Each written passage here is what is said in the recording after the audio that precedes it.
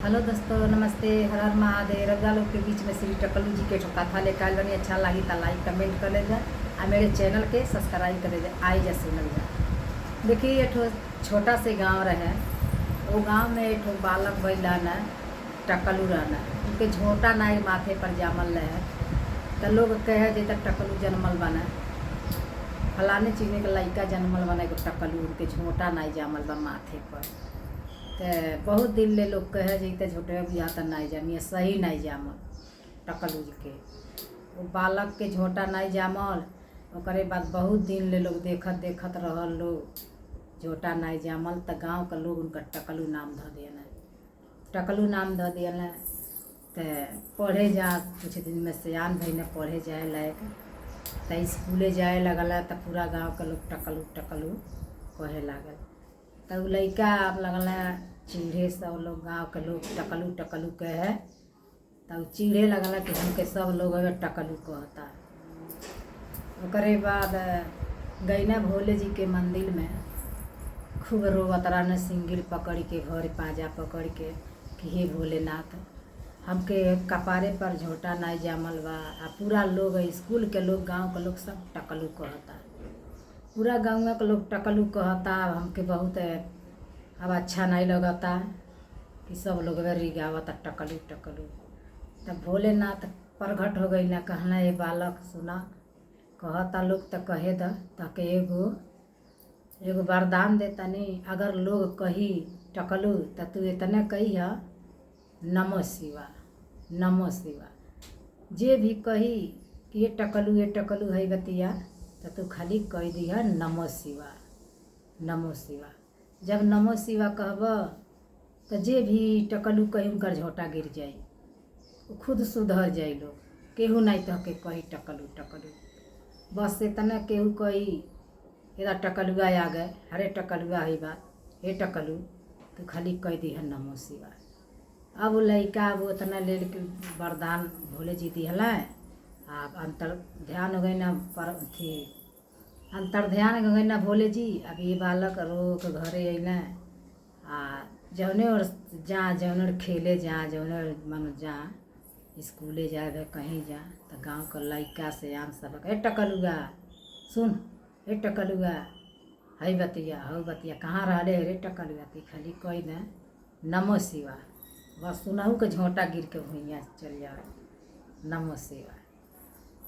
खाली कह जे कहे टकलू सुनबे नमो शिवा, उनहू के बार गिर जा। जे भी कहे उनकर बार गिर जा नमो शिवा कहले से। तब कहना कि ऐसन बा, जब लोग कहे लागल कि नमो शिवा कहता सबकर झोंटा गिरे, कहियो कुल न कुछ केहू नहीं कही ओके टकलू, सबकर बार गिर जाता। करते करते पूरा गांव के लोग के सब टकलू हो गई न। पूरा जे भी कहले रहा सबका टकलू, हे टकलुआ नमो शिवा। बस इतने कहानी के हैं। पूरा आधा गांव धीरे धीरे सब टकलू होखे लागल। फिर जे नहीं जाने ते कहे हे टकलू, है बतिया हे टकलू, सबकर बार धीरे धीरे पूरा कपर कोइचा हो गए। गाँव के लोग सब टकलू हो गए। तब हल्ला हो गई कि दादा केहू जाने कहिया लोगन नाय। पूरा गाँव कल मनई टकलू का सिखले बा टकलुआ, खाली नमो शिवा कहता सबकर झोंटा गिर जाता। पार्वती महादेव आवत रहे लोग अपन डगर धैले, तो ऊ कहता लोगन कि ये टकलुआ आवता, टकलुआ आवता। पार्वती जी के झोंटा गिर गई भुइयाँ, गिर गई। तो भोले जी कहला ये टकलू का होई का होता, कहला नमो शिवा। भोलऊ जी के झोंटा जाटा गिर गए। जब जाटा गिर गई तो कहली पार्वती जी, हे महेश्वर गुरु, हे महादेव गुरु परमेश्वर, ये कौन लीला रौरे रच दिले बानी, पूरा गाँव का लोग टकलू हो जाता। एके सुधार करी नहीं तो देखा तनी पूरा इलाका का लोग टकलू हो जाए। कहले भोले जी पहले देखा कहाँ कहाँ कितना लोग टकलू होता, पहले देखा तमाशा। जब स्कूले जा टकलू पढ़े, बस्ता लेके जाए स्कूले पढ़े, तो स्कूल के लड़का कहा हे टकलुआ, हे टकलुआ, नमो शिवा। लइकन के झोंटा गिर गए, कपार खाली हो गए, वो टकलू हो गई लोग।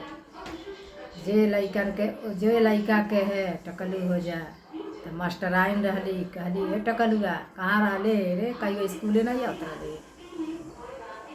तो नमो शिवा। मास्टराइन के झोटा चोटी पुरले गिर गए, चोटी उनकर पुरले भुइया गिर गए।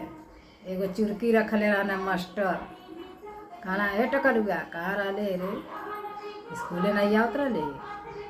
तब उनकर टिक्की झोंटा टिक्की जौन रखले रहना पीछे चुरकी, उनकर मास्टर के भुइया गिर गए। कहला ए दादा ई टकलुआ का कुछ मंत्र जाना था का। टकलुआ कहले झोंटा गिर जाता, मास्टराइन पुरला चोटी गिर गई, मास्टर के चुरकी गिर गई। केन्ना लोगन मास्टर का है ए टकलुआ हो क्लास में जो पढ़े, हो क्लास में जो बैठ, हो बेंचे पर बैठ। कहला नमो शिवा। वो मास्टर के झोंटा गिर गए, वो मास्टर के झोंटा गिर गए। ओकरे बाद जितना मास्टर रहे लोग कहे लगे मेरा टकलुआ कुछ जानता, कारे टकलुआ कौन मंत्र जानता रे, कारे सब पर झोंटा गिर जाता। कहला नमो शिवा। वो मास्टर के झोंटा गिर गए, पूरा स्कूल के मास्टराइन उनके झोंटा भुइया गिर गए। तो पार्वती जी कहली कि अरे भोलेनाथ यह कुल लीला रही के सुधारी नहीं देता, दुनिया पूरा खाली हो जाला, झोंटा गिर जाला पूरा दुनिया के। जे भी उनके कोई दे नमो शिवा। उनकर एक टकलू तो उनकर झोटा गिर जाई, अपन कैसन वरदान देहले बानी। तो देख पार्वती जी, देख कितना लोग लइका कहेला, जितना लोग के जितना लइका असियान हो लइका के कहीं टकलू सबकर बार खाली हो जाए, गिर जाए। ओकरे बाद धीरे धीरे पूरा कई गांव का लोग ऐसे कह, सब गांव का लोग 3-4 गांव का लोग कहले रहे, सारी 3-4 गांव का लोग का झोंटा सब गिर गए, हलचल मच गए कि अब टकलुआ के केहू कुछ कही न होती। टकलुआ के झोंटा जब नमो शिवा कहता सबकर बार गिर जाता, सभे डेरा गए, केहू कहिया लोगन नहीं कुछ। टकलुआ सबके नमो शिवा कहता, सब झोंटा गिर जाता सबकर। तो पार्वती जी कहली ये भोलेनाथ अरे लीला समाप्त करी, नहीं तो बहुत अच्छा नहीं बा, पूरा गांव का लोग पूरा पब्लिक के सारी झोंटा गिर जाता। ओकरे बाद कहला ठीक बाटे, अब हम सुधार करब। तो एक दिन फिर भोले जी के मंदिर में जाके रोवत रहना कि गांव भर के लोग हमके टकलुआ कहता, हे भोलेनाथ हम का करी का नहीं। प्रगट भइना भोलेनाथ कहना जा तो के वरदान देता नहीं, अब केहू तुहर नाव धक सभे बोलाई, अब टकलू केहू नहीं कही। तो जौने रहे जहाँ डगरे उनकर टकलू के झोंटा जाम गई। तो धीरे धीरे उनकर कृष्णा नाम रहे, कृष्णा नाम रहे, सभे कृष्णा जब कह के बुलावे लागल। तो जितना कहले रहे लोग उतना जाने के झोंटा धीरे धीरे जामे लागल। जे नाव धक बोलावे हे कृष्णा, उनका कृष्णा नाम धैले रहे जन्मन तब से। लेकिन फिर भी जब टकलू हो गई ना तो उनके टकलुए लगल सब कहे। तो कृष्णा नाम रहे, जे कहे कृष्णा तो नमो शिवा नहीं कहे तो झोंटा उनकर तैयार हो गए। जे भी जौने डगरे जाए ए कृष्णा आई बतिया, ए कृष्णा आई बतिया, तो उनकर बार सबके जामल चालू हो गए। जिन्ना स्कूले में के मास्टर आइन रहली पढ़े जात कहें ए कृष्णा आई बतिया, एक क्लास में चल पढ़े, हई सवाल लगावा हऊ लगे कृष्णा, उनके बार तैयार हो गई। मास्टर के कहले रहना टकलू, तब कहना ए कृष्णा चलो पढ़ो, बिड़िन चलेला चलो बैठ हमें पढ़ो। उन्हों के बार मनो जान गए चुरकी। जिन्ना लोग कहले रहे तो सबकर झोंटा जान गए। पार्वती जी कहले रहली तो पढ़ के आवत रहना टकलू। तो पार्वती जी महादेव भेटाई लोग, तो कहली पार्वती जी भोले जी से देखा टकलू आवत ना का कहल जाई, का कहिया टकलू ने कहिया पार्वती के सिखा देना। कहला जे ये कृष्णा पढ़ के आ गई तो हाँ आ गई। तो उनकर बार जान गए पार्वती जी के। भोले जी कहला ये कृष्णा छुट्टी हो गए स्कूल के तुहरे आता। हाँ हो गई छुट्टी। तो भोले जी के जाटा लग गई। तो देखी गुरु बहन गुरु भाई केहू के रिगावे के ना चाही। भगवान जी तर जन्म दिले बने वो तर कहे सुने के चाही। केहू के अच्छा बात बोले के चाही। टकलू रहला तो टकलू नाई कहल चाहत रहे तब न गाँव में पूरा टकलू सब हो गए। गांव के अगल बगल के गांव के जितना लोग कहले रहे कई गांव के लोग सब टकलू हो गए रहे। तो जे भी जितना जाने भेटा जा जितना जाने मानो जेकर जेकर झोटा गिर गए रहे हलचल मच गए कि जेकर जेकर गिर गल बा झोटा जेकर जमावे के बा झोटा तो जाके उनका नाव धक बोलावे सब जाम जाए झोटा।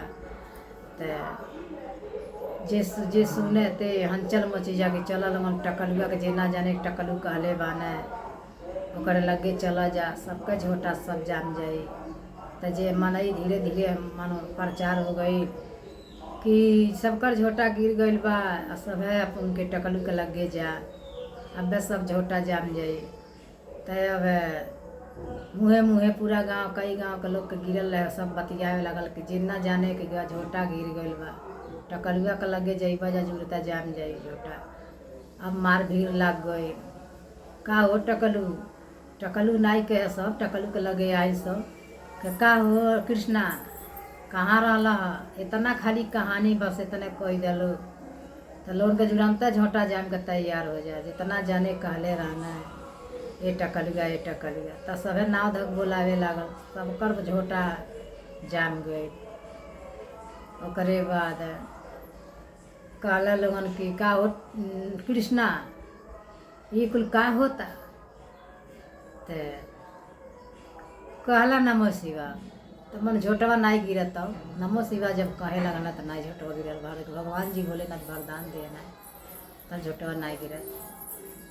कहल लोगन की का हो कृष्णा जो इतना जाने कृष्णा नाम के धक पुकार दें सबकर झोटा जाम गए।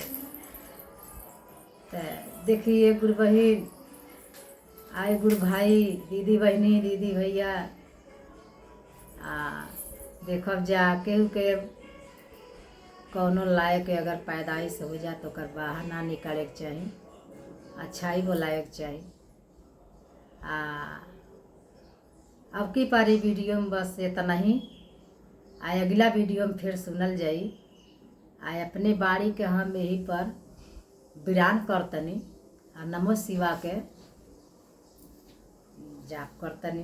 तो हर हर महादेव नमो शिवा हर हर महादेव नमो शिवा धन्यवाद।